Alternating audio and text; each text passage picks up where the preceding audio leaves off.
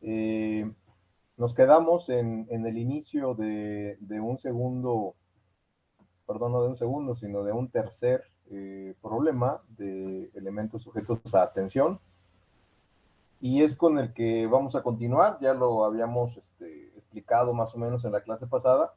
Eh, es importante que se entienda muy bien el tipo de conexión que estamos haciendo para entender cómo es la solución del problema. A veces, pues ya lo he notado con otros grupos y en otros años, que eh, se entiende la forma de resolverlo, pero desde el principio a veces no se está entendiendo bien la conexión, lo que estamos tratando justamente de resolver. Entonces, tiene que quedar bien claro cómo es la, la solución, pero cómo es lo que estamos solucionando. Esto es la conexión que estamos realizando.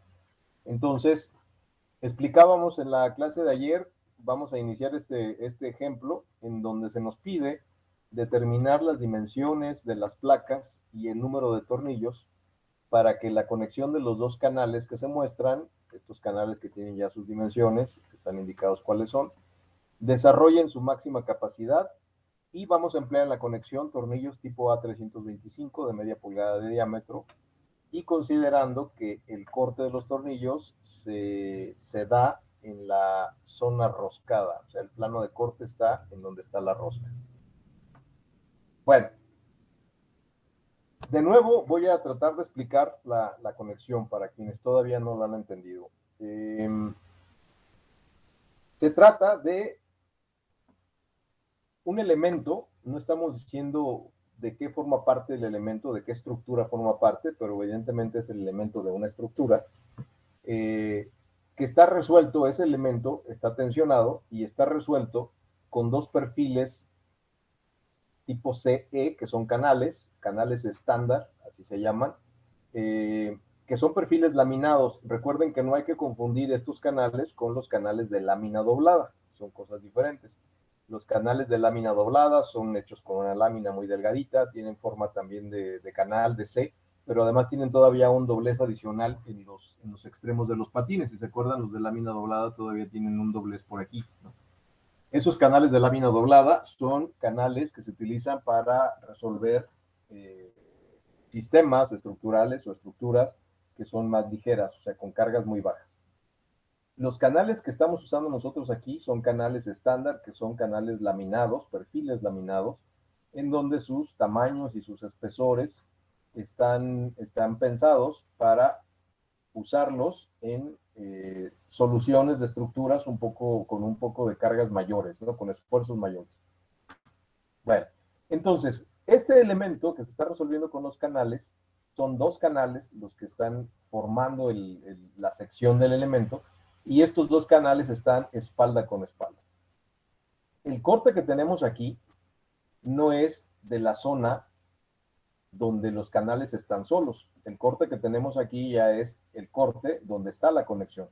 Pero en realidad los canales vienen del lado izquierdo, en esta figura, en este alzado, los canales vienen del lado izquierdo solos. Espalda con espalda son dos, pero vienen solos, ¿no? Eso es en realidad el elemento. Y llegan hasta este punto, hasta esta línea. Entonces, lo que estamos haciendo nosotros es darle continuidad al elemento hacia la derecha, continuando con otros dos canales iguales. ¿Por qué razón tenemos que darle esa continuidad? Bueno, lo explicábamos el día de ayer. Puede ser que sean dos canales que se interrumpen porque se nos acaba la longitud justamente de ellos, ¿no?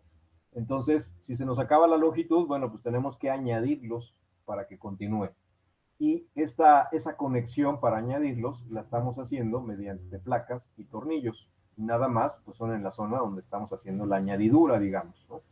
En realidad el elemento vienen dos canales y continúan dos canales, pero los tenemos que añadir. Recuerden que los perfiles tienen longitudes ya acotadas del fabricante, pueden ser de 6 metros o de 12 metros, y hasta ahí llegan. Si nuestro elemento mide más, pues tenemos que añadirle una parte más, ¿no? Bueno, hago una pausa, permítanme un momentito.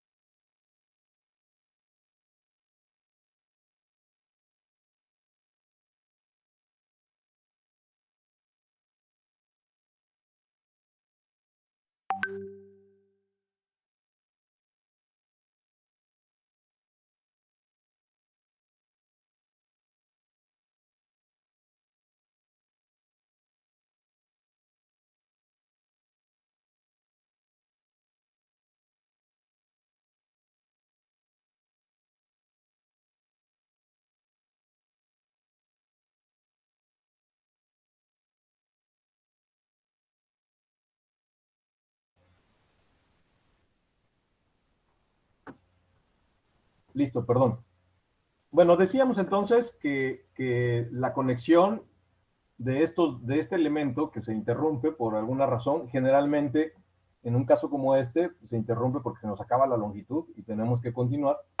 Entonces, como tenemos que continuar con los mismos dos canales, bueno, pues estamos haciendo esta añadidura o esta conexión. Y la conexión la logramos entonces, necesitamos, no los podemos empalmar, no los podemos traslapar como el caso de las placas.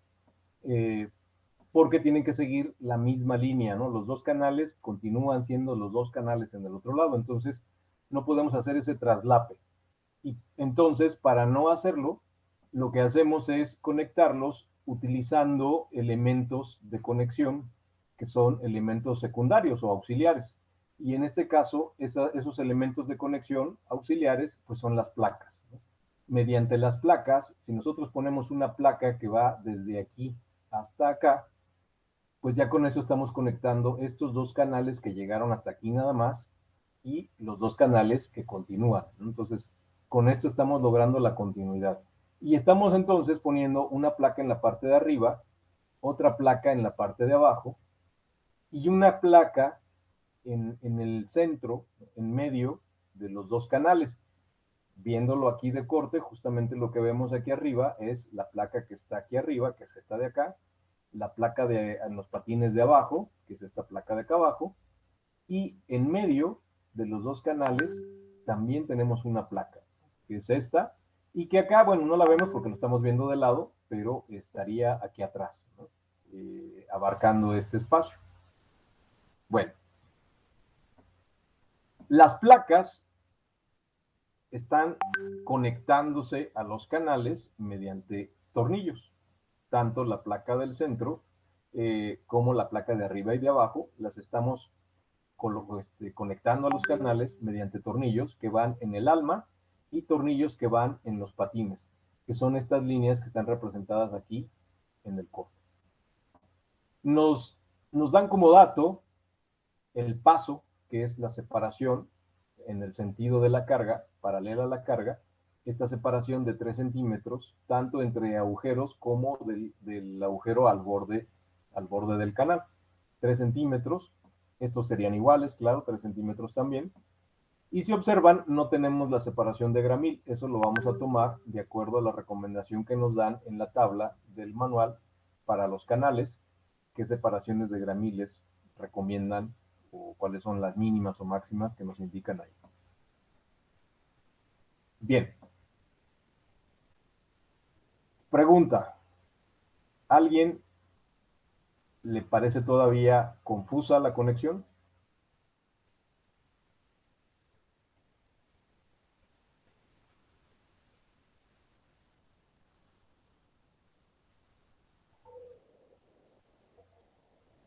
Ok, si para todos está clara, bueno, entonces continuamos. Leemos del manual, vamos a leer los datos para uno de un canal, son los dos son iguales, entonces tomamos los datos de un canal estándar, 203 milímetros de tamaño o de peralte, que son 8 pulgadas, el equivalente a 8 pulgadas, y 17.11 kilogramos por metro. Buscamos en el manual, en la tabla de los canales, y tomamos toda su información, o toda la información que necesitamos en este caso, como es el área, el peralte, los espesores, el ancho del patín, el espesor del patín, el espesor del alma, y el gramil, la letra G, que es un gramil, y un G1, que es otro gramil. Voy a compartir la tabla justamente del manual IMCA, donde viene esta información a la que estamos haciendo referencia, que de ahí se está tomando justamente.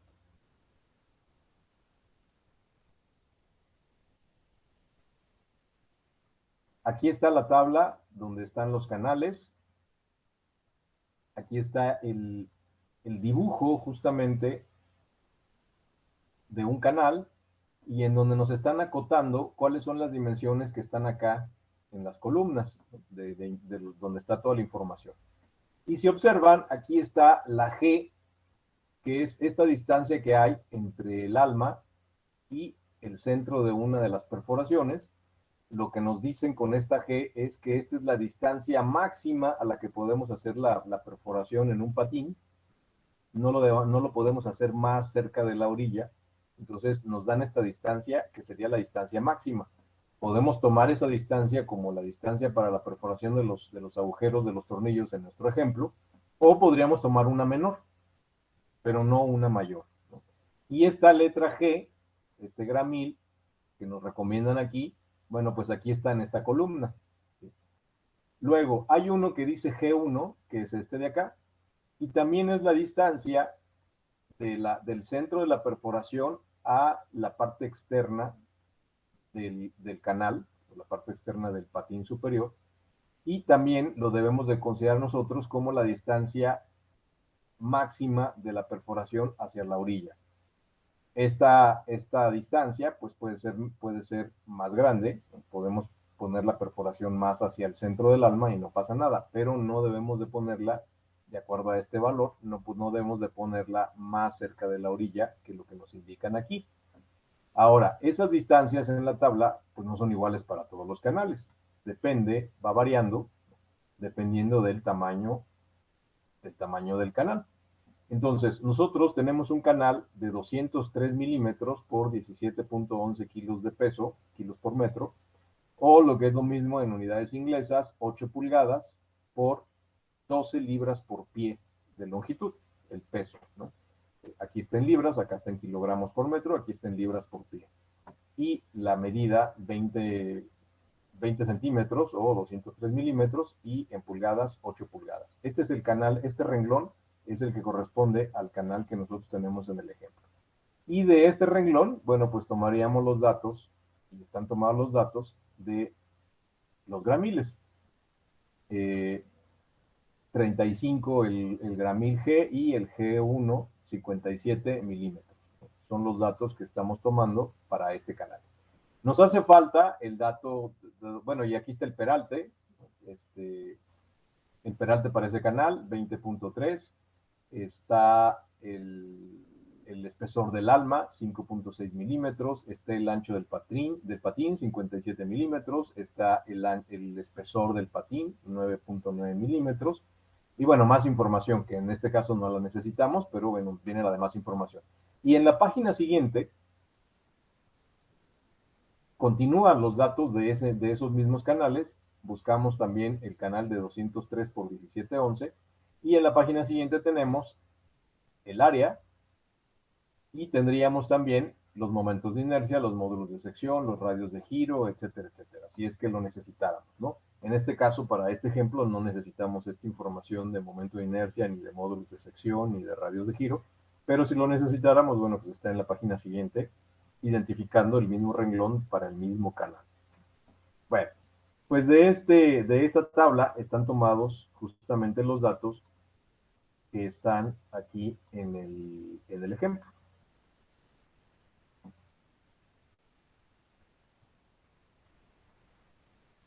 Ok, ¿y qué son estos datos que están aquí ya tomados para un canal? Bien, de los dos espesores, bueno, si observan, los canales y los perfiles tipo I tienen espesores diferentes, los patines y el alma.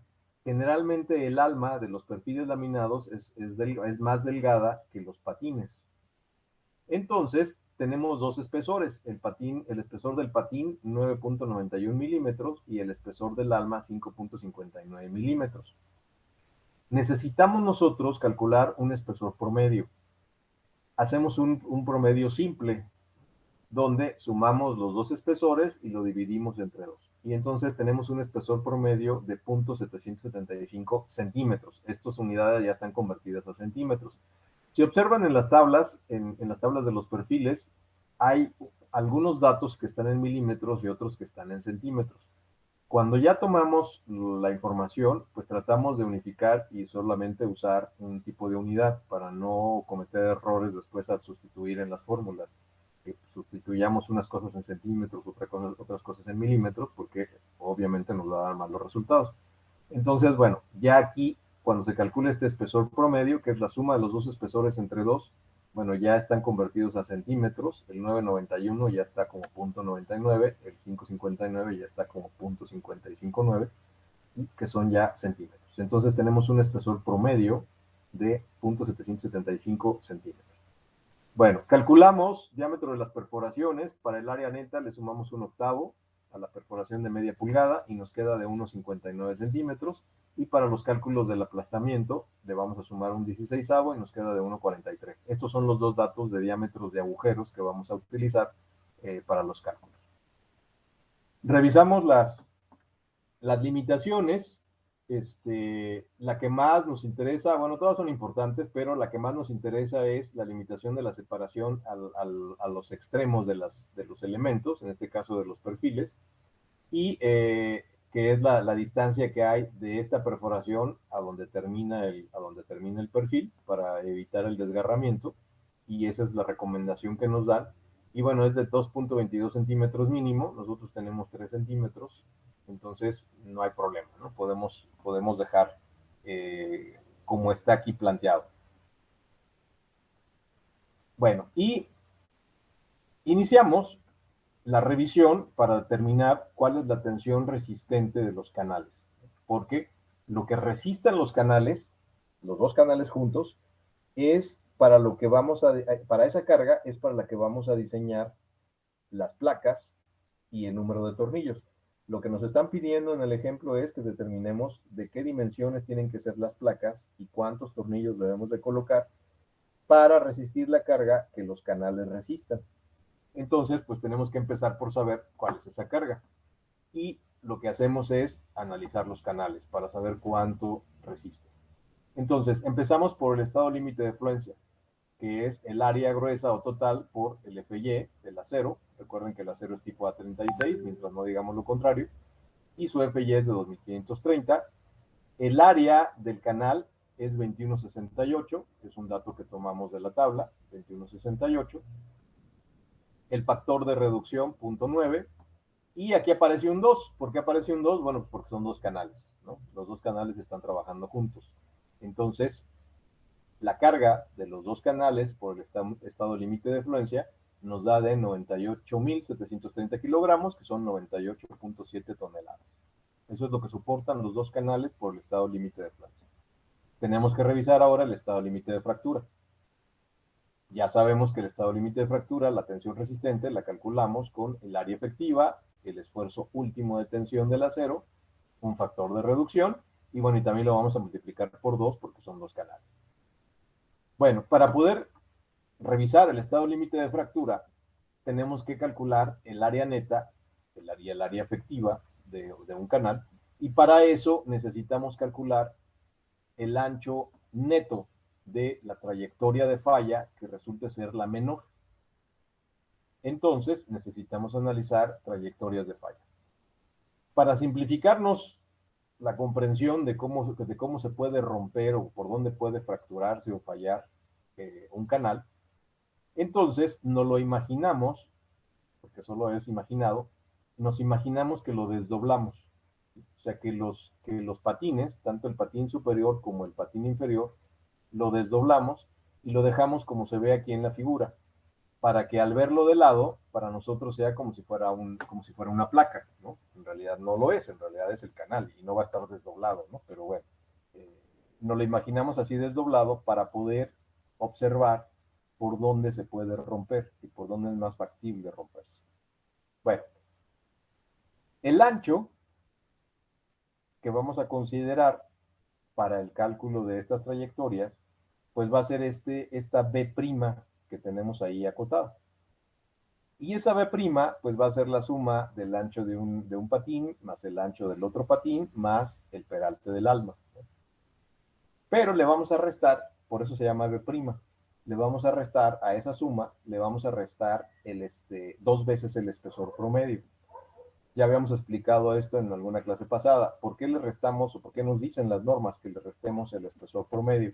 Bueno, porque al considerarlo nosotros así, en corte, como una placa, cuando calculemos el área, pues nosotros vamos a multiplicar el ancho de esta placa por el espesor.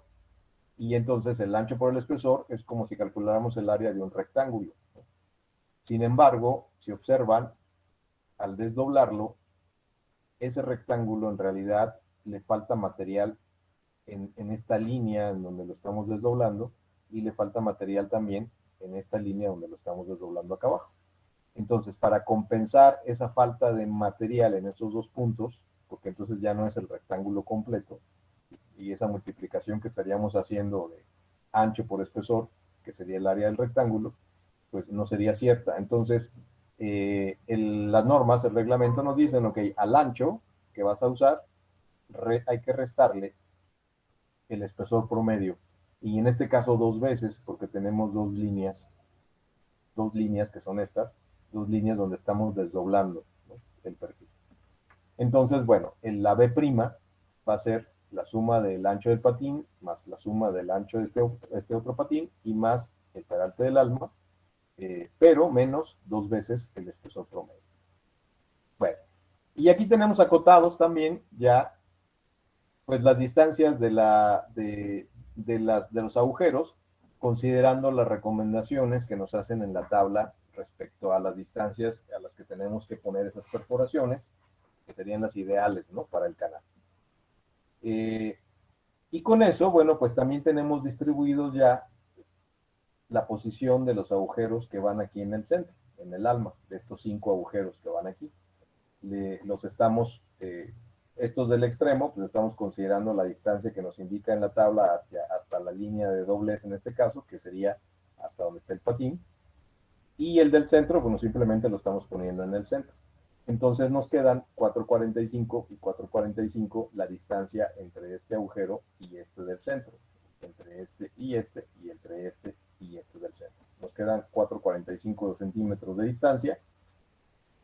Y del agujero del extremo al agujero que está en el patín, atendiendo esa distancia que nos recomiendan, nos quedan 8,42. Esta distancia de 8,42, y que también le llamamos G', también en las normas nos dicen que la separación entre dos perforaciones que están en lados opuestos del perfil, o esto es, en elementos que están opuestos, como es el patín y el alma, a esta distancia entre estas dos perforaciones también le tenemos que restar el espesor. Aquí sí nada más una vez, ¿no?, porque se está atravesando también ahí esta disminución de material entre la distancia entre estas dos perforaciones. Y por eso le llamamos G'. Aquí ya está acotada porque el cálculo está hecho acá abajo. B' es dos anchos de patines más un peralte menos dos veces el espesor promedio, y entonces nos da de 30,23. Ese es el ancho B'. Y la G' es el valor del G subíndice 1 más el G y menos una vez el espesor. Entonces esto nos da 8,425, que son estos 8,425 que están aquí acotados, y el B' pues es el ancho que vamos a considerar para nuestros cálculos, para hacer los cálculos de las longitudes de las trayectorias de falla, o de las posibles trayectorias de falla. Bueno, ahora, ¿cuáles son esas posibles trayectorias de falla? Si observan, aquí están indicadas tres posibles trayectorias. Una trayectoria A, que por cierto está mal dibujada aquí, ahorita les digo cómo debe ser. Una trayectoria A que empieza por la perforación de aquí arriba, continúa en zigzag hacia la de la izquierda, luego se va hacia la del centro a la derecha, luego regresa a la de la izquierda, y aquí esta trayectoria debe de ser al regresar otra vez en diagonal a la perforación de la derecha. Esto es, la trayectoria A pasa por 5 agujeros, 1, 2, 3, 4, 5, y tiene 4 diagonales. Esta diagonal, esta otra y una que debería estar aquí. Repito, aquí hay un error en el dibujo, debe de pasar por los 5 perforaciones con 4 diagonales. De esas 4 diagonales, esta diagonal de arriba y esta diagonal de abajo son iguales, pero son diferentes a estas dos que están aquí en el centro. Estas dos entre ellas son iguales, estas dos diagonales, pero son diferentes a estas dos de arriba y de abajo. Bueno, Para esa trayectoria A, calculamos un ancho neto. Y tenemos 30.23, que es el ancho que vamos a considerar, menos 5 diámetros de agujeros, porque acabamos de decir, pasa por 5 agujeros, 1, 2, 3, 4 y 5. Entonces, 30.23 menos 5 diámetros de agujeros, más 2 diagonales y más otras 2 diagonales, que son diferentes. En esta diagonal, en estas 2 diagonales primeras, son las diagonales de arriba y de abajo, que miden, el gramil mide 8.425, y estas 2 diagonales de aquí, el gramil mide solo 4.45. Entonces, son esta diagonal de arriba y esta diagonal de abajo, donde el gramil mide 8.425, y estas dos de en medio, donde el gramil mide solo 4.45. Entonces recuerden que la cantidad es S cuadrada, paso al cuadrado sobre 4G, que es S al cuadrado sobre 4G, 3 al cuadrado sobre 4 veces 8.425 para las diagonales grandes. Y bueno, como son dos iguales, la multiplicamos por 2. Y luego la cantidad S cuadrada sobre 4G para las diagonales más chicas, las del medio, que es 3 al cuadrado sobre 4 veces 4.45, y también lo multiplicamos por 2. Entonces, hacemos esta operación y nos da esta trayectoria, o el ancho neto de esta trayectoria, de 23.83. Bueno, para la trayectoria B, ¿qué tenemos? 30.23 menos 3 agujeros y nos da 25.46. ¿Cuál es la trayectoria B? Pues es la que pasa por los 3 agujeros aquí en línea recta. No hay diagonales, entonces solamente es el ancho menos 3 agujeros. Podríamos nosotros pensar, podrían identificar ustedes, en una trayectoria también recta, en línea recta, vertical, que pase por 2 agujeros. Esa podría ser otra.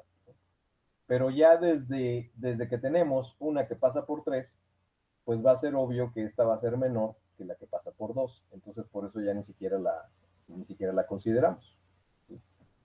Porque la de 3, pues va a ser más chica, ¿no? Entonces, ya no consideramos la de 2. Entonces, esa fue la trayectoria B. Y la trayectoria C es la que pasa por 4 perforaciones, 4 agujeros, el de arriba, a la derecha, a la izquierda y otra vez a la derecha, y luego baja. Entonces son 1, 2, 3, 4, y en donde hay 2 diagonales iguales del centro y una de las diagonales grandes. Esa es la trayectoria C, y es la que tenemos aquí. 30, 23 menos 4 agujeros o 4 diámetros de agujeros, más una diagonal grande y 2 diagonales de las chicas que están en el centro. Y esto nos da 25.15.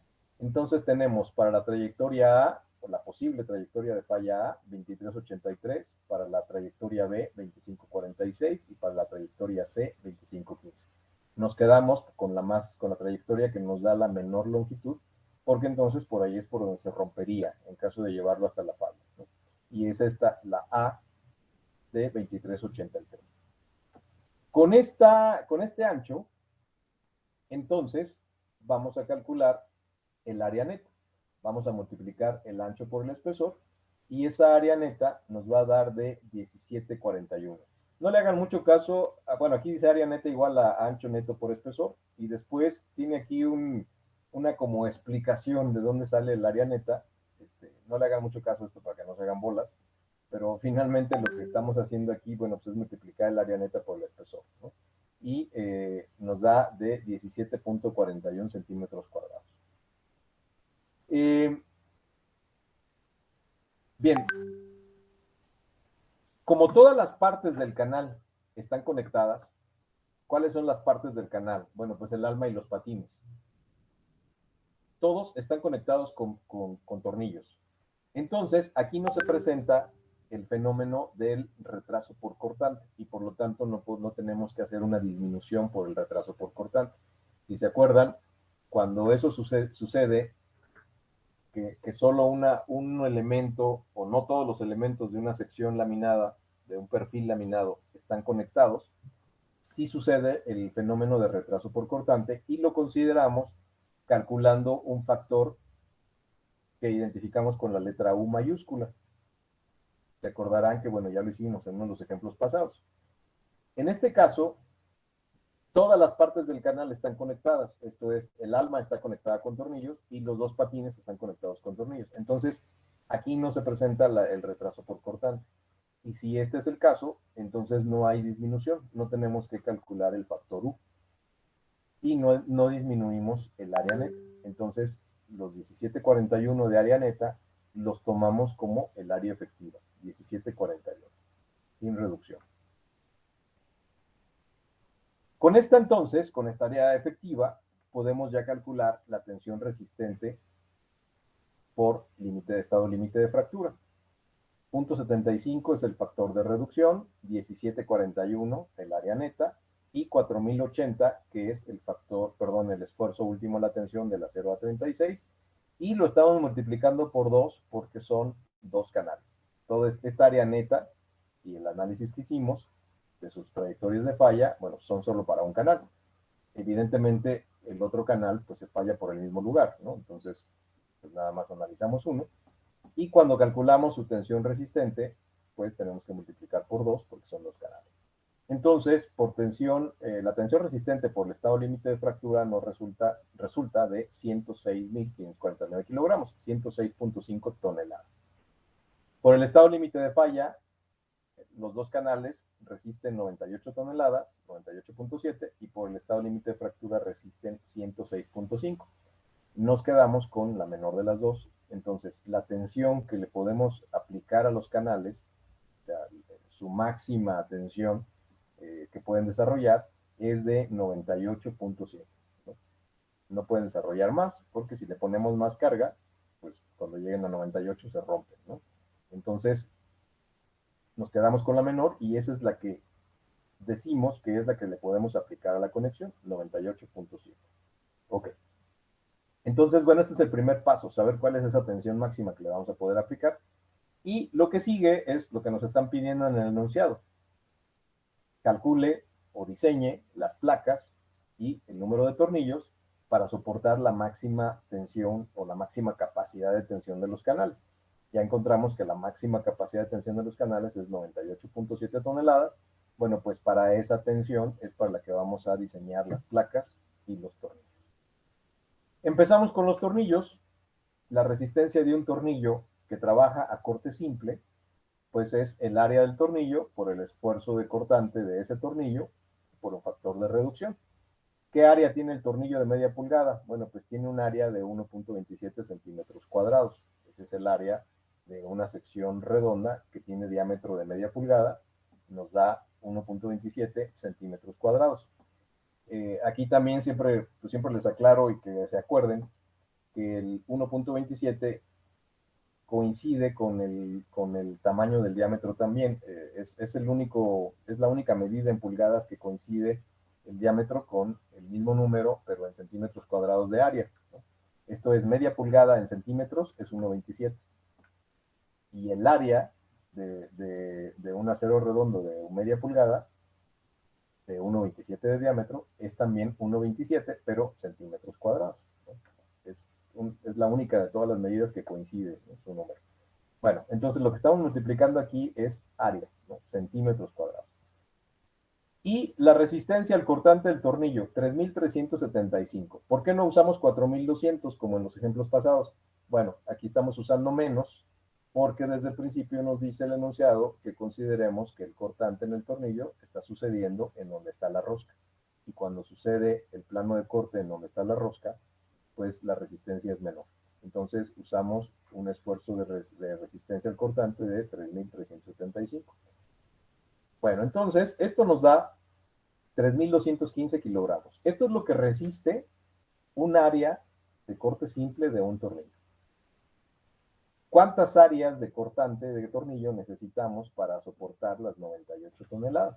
Bueno, pues simplemente dividimos 98 o 98.730 kilos entre 3.215 que resiste un área de corte simple de tornillo y nos da 31 áreas de corte simple. Aquí, ojo, no son el número de tornillos, son 31 áreas de corte simple. ¿Cómo calculamos el número de tornillos entonces? Sabemos que se necesitan 31 áreas. ¿Por qué lo hacemos esta vez así? Porque en la conexión tenemos tornillos que están trabajando a corte simple, esto es que solo aportan un área de corte, como son los que están en el patín superior y los que están en el patín inferior. Están trabajando solamente a corte simple, están uniendo dos elementos nada más.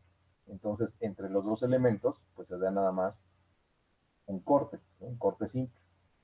Pero los tornillos del centro, los que están en el alma, esos están trabajando a corte doble.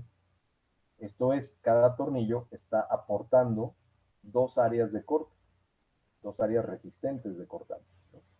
Porque están uniendo tres elementos, un canal, una placa y otro canal. Entonces, estos tornillos del centro, al unir tres elementos, tienen dos áreas de corte, dos lugares en donde se están cortando. Y entonces aportan, cada tornillo aporta dos áreas. Entonces, nosotros estamos diciendo que para soportar las 98.7 toneladas necesitamos 31 áreas de corte. Con este dato y con la distribución de tornillos, pues entonces vamos a poder decir cuántos tornillos colocar. ¿De acuerdo? Esto lo dejamos para la siguiente clase porque vamos a dar una explicación un poco más detallada y con esto vamos a determinar cuántos tornillos vamos a colocar en la conexión. ¿Alguna duda? ¿Pregunta? Acuérdense de leer los ejemplos después de que los hacemos acá para que si les resultan dudas me las pregunten ya sea por el Classroom o en la siguiente clase. Pero es indispensable que le den una leída al ejemplo de nuevo a ustedes para que si les salen esas dudas no se queden con ellas porque seguimos avanzando. ¿De acuerdo? De acuerdo, ingeniero. Muy bien. Dejamos aquí y entonces nos vemos en la siguiente clase. Que tengan buena tarde, muchachos. Igualmente. Muchas gracias. Nos vemos.